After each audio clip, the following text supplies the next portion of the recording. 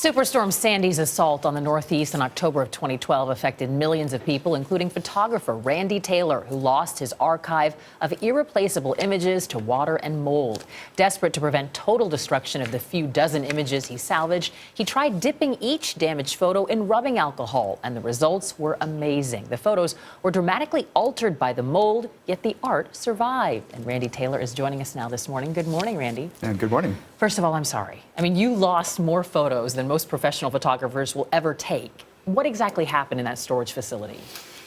Well, it was pretty horrible. I mean, when I finally found out, I descended down into this dark, messy, gooey mess. Everything had flooded, and then it had all settled down, and it was just a mess. You had to wait literally, like, how long to get back in there? Because they wouldn't let you in for a while. Yeah, no, it was a couple of weeks. In fact, that added to the damage. Had I been able to get in sooner, it would have been better. This is footage of you doing what exactly?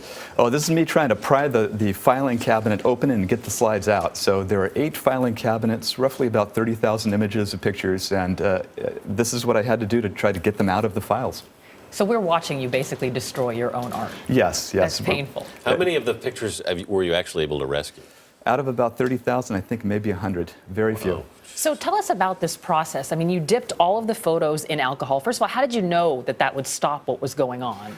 You know, this was complete desperation. It was kind of like triage. Everything was being destroyed. It was disintegrating, falling apart, and it was the mold that was deteriorating. And so I figured alcohol kills mold. Let's try this. Walk us through the technique, though, because, I mean, we're watching you do it right now. Does it immediately halt the process, or does it sort of stop in phases? No. It immediately halts it.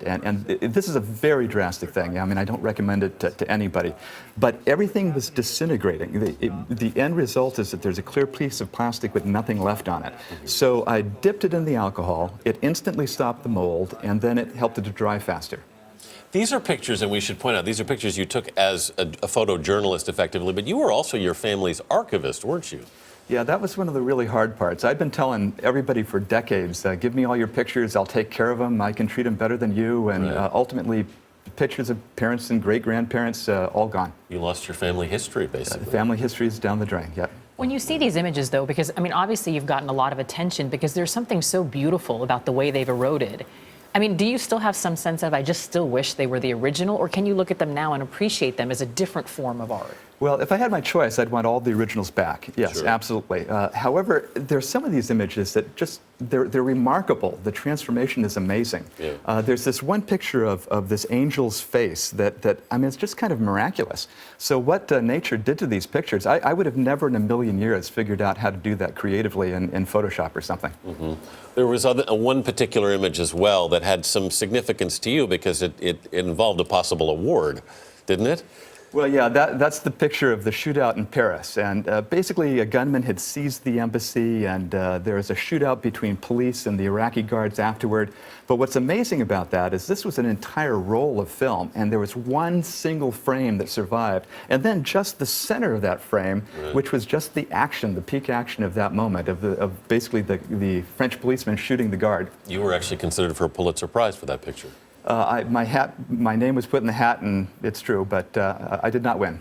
Hindsight is a difficult thing, but I am curious, did you not have any backup? I mean, or were the backups within the storage facility itself? Well, all my archives were basically in the facilities. It was 8 filing cabinets, and so I hadn't scanned it, and it was just there.